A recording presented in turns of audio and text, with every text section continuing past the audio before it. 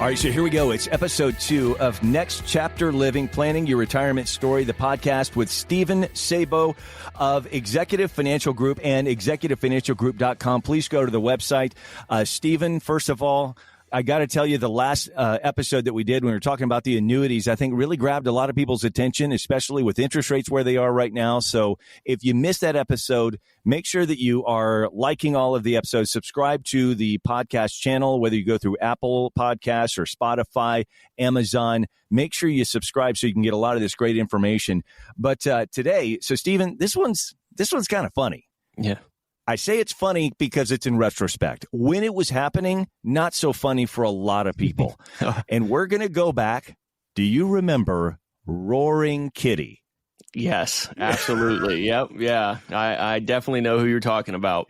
So this was a guy that went on to a Reddit forum called Wall Street Bets. Mm-hmm. And basically just kind of jumped in. And if you remember this from a few years ago, it was all about GameStop. So yeah, the video game retail store GameStop, and how their stock was basically being hedged by a lot of the big hedge funds out there because they just didn't feel like there was a way for them to sustain business, especially by having retail stores out there that people get all their stuff online now, basically, right? So this guy, Roaring Kitty, he kind of fires people up and he's like, I'm all about GameStop. And it turned into more of what felt like a viral thing than anything that really was rooted in value. Yeah. How did, when you were watching all that happen, especially as someone who works in the financial industry, how were you reacting to all of that as it was happening in real time? Yeah, I mean, it was insane what was going on with that and watching just the fluctuations each day. And it kind of felt a little bit like a David and Goliath story, watching it. It was, you had these guys on the internet that were calling them the finance suits, all these guys on Wall Street, and we're going to kind of, stick it to the man and take down the Wall Street suits. And, so it kind of gave that David and Goliath type story where it was like the small guys who don't have a lot of money, who don't, have all these fancy tools and hedge funds and research firms and all that stuff. They were saying, you know what, this is our chance to kind of, get into right? this. Yeah, absolutely. Yeah. The part that really was fascinating to me, because I was actually hosting a radio show in Dallas, Texas at the time. Mm-hmm. And I remember one morning specifically, we were talking about something completely unrelated. And all of a sudden I look up on the TV screen and the news is talking about this GameStop stock, right? And it went from like $125 to say, I don't know, $400 something in a matter of like 10 minutes. And I was like, guys, hold on. What is happening right now? But the part that was a little, I would say, disconcerting was this is all just based off of, hey, a popularity thing is happening right now. It had nothing to do with actual value of a company that's being traded, publicly traded on the stock exchange. Right. And so it just makes things feel so risky when it comes to certain things like that, right? When you're looking at people's retirement portfolios and when you're looking at things that are happening, like say right now in the form of, I would say, retirement planning for the future, when it comes to things that are risky, what comes to mind in, I don't know, someone who may be 65 years old and retirement is about to happen? Yeah. Yeah. We see that a lot. We have people that come to us and they're concerned about what is going to happen in the year to come, what's taking place in the stock market. And, what happens if we have a situation like we did in 2008 and 2009, where we lost 40 to 50% of the value in stocks. Right. People were really concerned about that. And they want to make sure, is there a way that we can, protect ourselves, or what can we do, to work around that really? Yeah, and you know what? Here's the thing too, and because as you and I are sitting here and we're doing this podcast, it's not the same for what they were doing back when all of this was going on with GameStop, but there's a huge difference here, and that's that you as a professional financial advisor, working with people's retirements and such, is a completely different thing than a guy who's literally sitting there with like cat ears on and drinking beers while he's trading.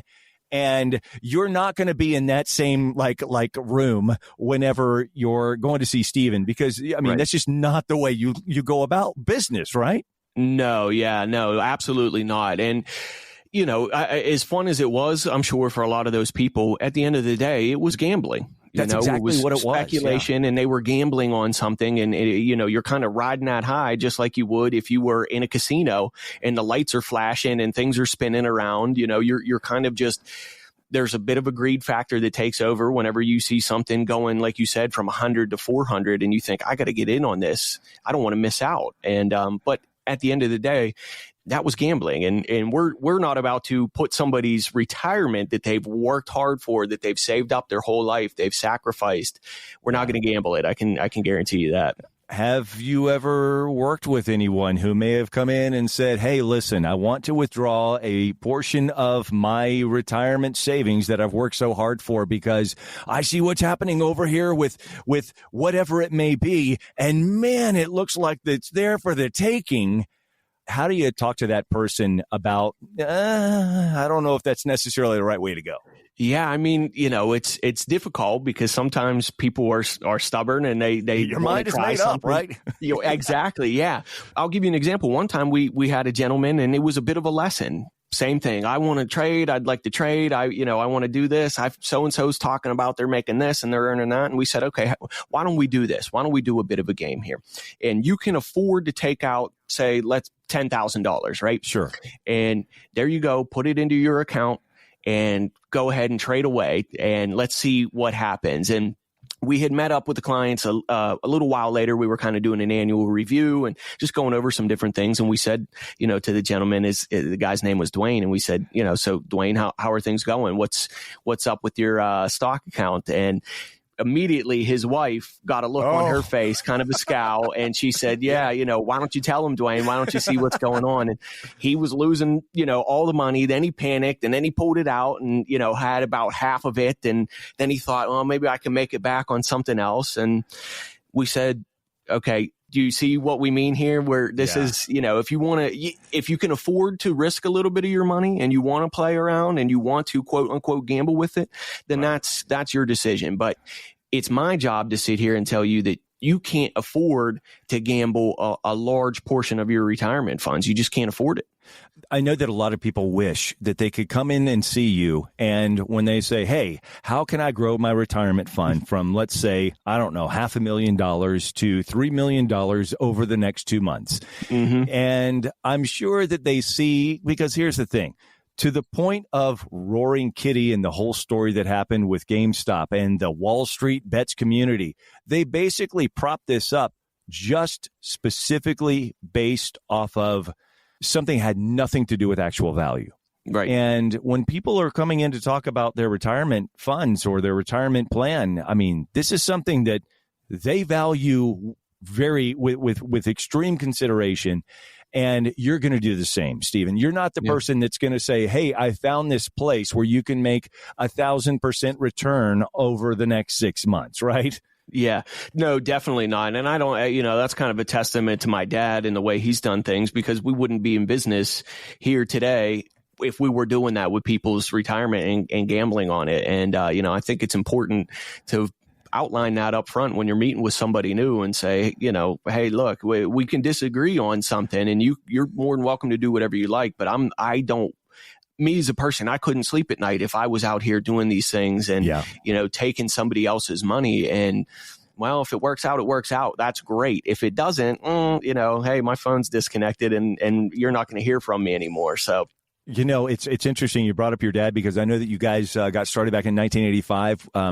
And when you're in a smaller community and you've been around for that long, I know, because I grew up in a small town, I know how fast word travels if something's not right, if it's not on the up and up. You wouldn't still be there since 1985 if you guys were playing the same way that Roaring Kitty does, right? Yeah, absolutely not. And especially with social media and like you said, the way things spread today, I mean, there's no way that we would be. And, I tell people all the time, be cautious whenever you hear things that sound too good to be true. I know that greed is a powerful thing, and it's not even that people are bad necessarily, but, something sounds great. Man, they really sold me on this.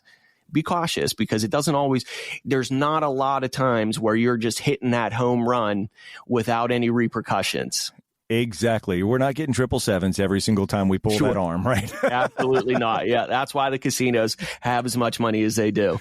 They usually win, don't they? Absolutely. Well, listen, if you're looking for the place to go talk to someone, and let's say you're currently working with a different advisor, but maybe you want a second opinion, I want you to get in touch with Steven Sabo right now at executivefinancialgroup.com. Once again, executivefinancialgroup.com. I know, Steven, that you guys also are you're thinking about doing maybe some seminars coming up later this year. What's going on with that? Where are we? Yeah, absolutely. So we were looking at sometime in September. I'm still narrowing down dates, but we have these seminars. They're kind of more educational than they are anything. We want to get the word out about what retirement planning is and, what obstacles you face in retirement and how to plan best for them. So, we kind of talk about all the different things that are involved, risk and, not outliving your money, estate planning. There's all kinds of different stuff. So, but they're educational. They're great. We want people to learn something. Even if you left and said, you know what, I don't want to work with that guy because he's got a beard and I just don't like that. We want you to at least take something away from that and say, wow, I learned something today that I didn't know before about that. Awesome. Good stuff. Well, once again, you can get more information at executivefinancialgroup.com. Again, executivefinancialgroup.com. Talk to Steven Sabo. Talk to Steven's dad, your sister. You're all part of the family, and the business has been around since 1985. And we've got more episodes that we're going to have for you here over the next, we're just going to continue to do these podcasts because it's a lot of fun getting the information out there for people and really helping them with their future.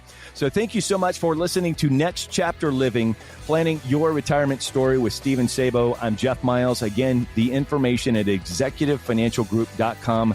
We will talk to you next time. The opinions expressed by Steven Sabo and guests on this podcast are their own and do not reflect the opinions of this podcast station. All statements and opinions expressed are based upon information considered reliable, although it should not be relied upon as such. Any statements or opinions are subject to change without notice. Investments involve risk and, unless otherwise stated, are not guaranteed. Past performance cannot be used as an indicator to determine future results. Any strategies mentioned may not be suitable for everyone. Information expressed does not take into account your specific situation or objectives and is not intended as recommendations appropriate for you. Before acting on any information mentioned, please consult with a qualified tax or investment advisor to determine if it is suitable for your specific situation. This program is designed to provide accurate and authoritative information with regard to subject covered. Investment advisory services offered through Virtue Capital Management, LLC, VCM, a registered investment advisor. VCM and Executive Financial Group are independent of each other. Pennsylvania Insurance License number 670429. Any guarantees mentioned are backed by the financial strength and claims paying ability of the issuing insurance company and may be subject to caps, restrictions, fees, and surrender charges as described in the annuity contract.